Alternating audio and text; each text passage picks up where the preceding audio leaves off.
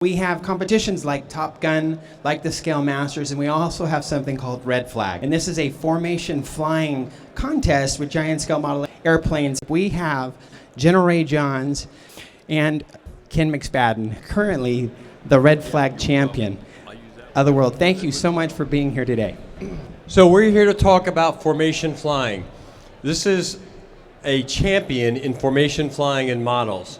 I've spent a lot of my career flying formation in F4s, F5s, supersonic, blah, blah. But now we're going to talk about the reality of doing it with models. And we're going to start with a short clip that shows Ken and Mike Adams flying. Please, Mike, if you'll roll up for us.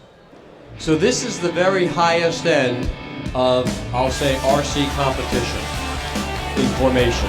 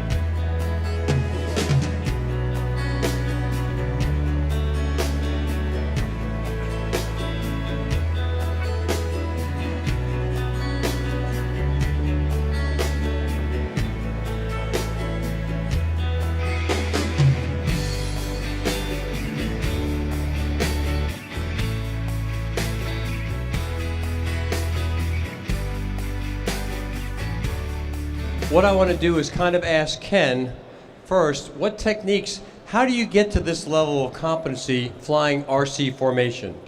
Well, currently, what we practice most is our routine because we're getting ready for another Red Flag event in March. So right now we're kind of running through a routine with the music. We kind of try to tailor the music to our routine as we develop it. We're working on existing maneuvers, we're working on a couple of new maneuvers, and really we're trying to be smooth, we're trying to be predictable, we're trying to be close, but not too close. So. And your practice is time and time again once you get the routine down? Yeah, pretty much. Dozens of times? Dozens of times. We go out usually for a weekend, for like a couple days, and we'll put in 8 to 10 flights per day. Wow. Yeah, and usually it kind of falls off. After about 6 or 7 flights, there's a little bit of a diminishing return. You're pretty much worn out from just the focus. But you make it look easy. If you would, share with some of the folks, what are the technologies that you use to enable this to be as proficient as you are? Right. With the jets, we run the JetCat motors, and what's really cool about those is they have a pitot-based speed control. So each airplane has a pitot tube on the leading edge of the wing, and it's got a sensor in there that measures the airspeed, basically. And with the controls that are in the JetCat, we can set it up to have basically a cruise control. And in fact, it's a 3-position cruise control. So when we put the throttle stick all the way up, the jet will maintain 130 miles an hour, 135 miles an hour. If we put it all the way to idle, it'll go about 110 and maintain that speed. If we put it in mid-throttle, it goes at 120. So we fly at mid-throttle, and it'll maintain 120, and both airplanes will be pretty much exactly the same speed. If we climb, it throttles up for us. If we descend, it pulls the throttle back, so it helps keep a nice constant speed. The other thing that we do, I don't know if you can make it out in the videos, we have a smoke system in both airplanes, and they are basically, we have a extra receiver in one of the airplanes that is bound to my transmitter. So when I turn the smoke on, it turns the smoke on both airplanes. And we're using the Spectrum DX18s, which has a sequencer, which we can actually have it to time and pulse the smoke on and off. And they do it in sync because they're operated off the same So transmitter. technology has really enabled your level of performance to get much higher. Yeah, it takes an extra little step. It gives us another little feature. You know, you are at the top of the game, and a lot of us quite aren't there. How did your journey begin for flying formation? Yeah, that's an interesting. When we started flying formation, there was no event for formation flying. Let me back up a little.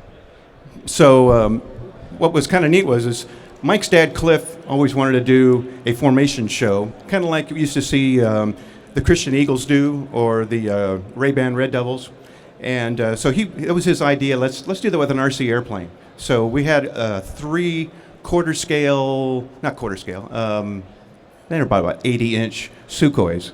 And we started flying those back in '93 together. And Cliff and Mike had done that a little bit before with some other people, and ended up bringing me in, and we, kind of did it on and off since about 1993. So this is about a 15-year journey to bring you where you are. Right. Okay, well, let's for a moment, if you would, run the other clip of, let's talk about how the rest of us sometimes fly formation, if we would. Okay, so Ken, would you please elaborate on that little bit of formation activity? Oh, yeah. That's me there, recovering from the inverted flyby. Yeah, and who was the other guy? The other guy that knocked me upside down, a guy named Ray Johns, general. Okay. Ex-general, a retired General Air Force. So the techniques of flying full-scale formation don't really cross over. So what we want to kind of share, and actually more and more people are doing formation flying, but when you're starting with $15,000, $20,000 jets is not the place to start. So if you would, Mike, next slide. Let's talk a little bit about how do you get started in doing formation if you want to do it in a way that 15 years later you can be there, but you don't want to start like I did, okay, with the midair. So what aircraft do we want to start with? Well, first of all, you want to start with an airplane that is, like you said, not too expensive, but it still has to be a fairly good flying airplane. You want something that has a pretty good speed envelope. When you're flying slower, it's a little bit easier to get the airplanes together, keep them together. But if you're flying too slow, you don't have positive control, and you can end up, mushing into somebody. So there's a fine line there. You want something that will fly good at a lower speed, but not too fast either. Okay. So anyway, so the maneuverability speed, you want something that's not too expensive. The foam T28 CZ that Spectrum or that Horizon Hobby sells is really great because it's a nice big size, 80 inches. It's got great wing loading. You can put half flaps down and you can cruise it around, and it's nice and positive. Put the flaps up, get you at a higher speed. So And it survives mid-airs. And it survives mid-air surprisingly well. And if you get flipped upside down, have the presence of mind to put your flaps up. I forgot to do that, so I was just barely getting it out of there. But along in the basics, we talk about some of the procedures we use in full scale, but one of the things that Ken will talk about with Mike is daylight. What does that mean if I'm flying formation with model airplanes? What's that term daylight really mean? Right. If you and a buddy are out flying formation, the number one rule that we always try to adhere to is daylight. No matter what attitude you've got your airplanes, and if you guys are in the pilot station, you always want to have some daylight between the airplane. You don't ever want to descend down, even if I'm way over here. You don't want to descend down and obscure your airplane or another person's airplane with your airplane. So that is for 2 reasons. First of all, you won't ever collide if you always keep daylight. And second of all, even if you're way out here and you descend down, and it's safe to descend down, this guy might not know it. So he sees what he might see out of his peripheral vision is somebody getting ready to run into him, and he'll keep diving and diving and diving. Pretty soon you'll run out of ground. So it's kind of it's both a safety thing and a courtesy thing. Right. So. And as we talk about energy management being a consistent lead, let's talk about what lead needs to do. So how do you get off? 2 aircraft are going to take off. You want to have them near evenly matched so you're not having dissimilar formation. But kind of energy management, altitude, how would lead take off to allow the wingmen to start learning how to fly good formation? Yeah, when we fly the jets, I fly the lead plane. And you're right. Number one thing on the lead plane is to fly smooth and consistent and predictable. So often when we first go to a new field, we will go out and we will just fly a racetrack pattern, just an oval pattern. Do passes down the runway, go around, come back, do passes down the runway, and we just to kind of try to get familiar with the location. And the leads airplane, you got to fly smooth. I mean, when you roll up slow. And when you pull gradually. You don't yank and bank out quickly. You've got to do everything very smoothly. That helps the guy that's chasing you to be able to see and react a little bit. You kind of want to be able to do it together. So if lead rolls up fast, then he's going to roll up. And if lead pulls fast, second guy's going to pull fast, and it's going to look stepped instead of together. And it may take many orbits of doing the same thing, of boring holes in the sky as lead, to allow the wingman to understand, because if lead's not moving power, then how much do you as a wingman have to really adjust your throttle? Not much. But yet we see people doing this all the time. They never have a chance to be stable. So wing has to learn how to match lead. Lead has to be stable. And then you also have to learn that if you're separated, how do you get back together? So let's talk about that. Next slide, if you would, Mike, for us. Sure, and one thing that it's really also important for lead to do is when lead comes down and runs down the runway, when he makes that base to final turn and lines up, you want him lining up in the exact same place every single time, because when it comes time for your number 2 man to catch you, join you, stay with you, he needs to have that consistent line to make his adjustments. So, for instance, let's say this is going down the runway here, and lead lines up. If the following man is behind, he can fly a tighter radius and catch up to him doing it that way. If for some reason the chase man is in front, he can fly a wider line and let lead pass him. So if lead stays consistent, number 2 man has an adjustment point on that final base to final turn. So we're talking about, then, and when you get to about losing sight, when you're actually in fingertip, you can see and fly lead if you're the wingman. But when you're actually separated, you have to fly your airplane because you can't keep in sight of the lead. So once you're separated, it becomes a much more difficult situation than when you're actually together. So we'll talk about if you have a straight rejoin, you get to use pursuit. You can use 20 knots of overtake and come right there, go right up to lead. But if you don't know where lead's power is, then you don't know how much to pull your throttle, you're guessing you never get there. If you're doing the cutoff, as Ken just talked about, you have angle cutoff, and that's great. But then when you have to match lead, you have to get rid of that angle, right? You want to demonstrate? You were doing that so well. Yeah, and what we try to do is we try to make our airplanes as identical as possible. Even when we're building them, putting batteries in them, I mean, we try to make them as close as we can. We even kind of compare our travel rates on all our control throws and setups to try to get them as equal as possible, CG, the whole thing, because we want them to fly the same, and it actually does make a difference. But most importantly, we want to try to get the speed as closely as possible. So if you're doing this with a propeller airplane, it doesn't have jet throttled speed control, mess around a little bit with prop selection. If you've got 2 dissimilar airplanes, mess around with prop selection, and you may have to find a throttle setting too where both airplanes are at the same speed. That's key. So once you do that, we don't actually really practice the pursuit method where we put the throttle up to try to catch up and then pull it back out, because that's really difficult to do. It's very difficult to know, okay, I'm caught up, pull power back at this time, because you're going to coast a little bit before you slow back down.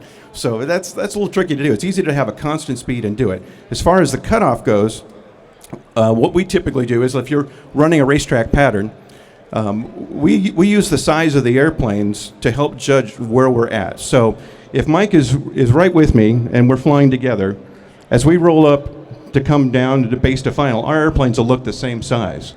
Okay, and if they look the same size, he knows we're together, and he can fly pretty much right on top of me as we fly the last turn to final and come in. If we come in and it looks like we're the same, but he's smaller, he knows that he's actually behind me a little bit. So as we do the turn, he's going to try to cut inside and catch up. And then when we roll out, he should be about the same. And that's just a practice thing. Conversely, if he is bigger than me as we come around the corner, he knows he's going to need to make a little bit wider base to final, and then bring it back together as we come together. So let's go and talk a little bit, if we could, about the next slide, about the different types of formation. So we have fingertip. We actually then have making our turns. We actually have everything in close trail. When we do this in real, when you're getting ready to air refuel, you'll be about 100 feet behind, and you're very stacked, in this case for RC flying above, but you're about 100 feet in trail, and you're just kind of following in the shadow. And then if we're going to do a lot of hayakas, we go to a thing called extended trail, where we have more distance, and the lead can do anything he wants, and the wingman just has to stay in a cone behind him and never get up in front. And that's a fun way just to practice the different types of maneuvers of close trail and extended trail, and then we have to switch sides. Let's hit the next slide for 1 second. We'll talk about the high end of the game. Basically, formation takeoffs, formation landings. That's not where to start, and that's why it's kind of at the end of our slide. Yeah. So you want to quickly talk about how you started staggered takeoffs and then the wing takeoff? Yeah, typically what we do is on a takeoff, staggered takeoff, is we're lined up slightly staggered and on each side of the runway. And this really helps to have a runway with a center line. If you don't have a runway with a center line, I wouldn't recommend doing it, because you need to stay on your side of the center line, obviously, as we're taking off. And basically, you need to use half of the runway to take off, and it's a lot of discipline to keep your airplane. And it's a little bit easier with a jet with a nose gear. Tail dragger, boy, I'm not sure if I'd want to try it. But if you stagger the takeoff roll, have one go a little before and the second one go after, usually you can do it, and just stay on your side of the runway. And then once you've mastered that, come back around for a pitch out to a formation approach, go around, still staggered. And then as you get more confidence, you can actually go to a wing landing, which you saw Mike and Ken do. So that's kind of at the high end of the game. But I'm going to talk about the last comment, something we had a great flight, and we're coming back into the chocks and taxi.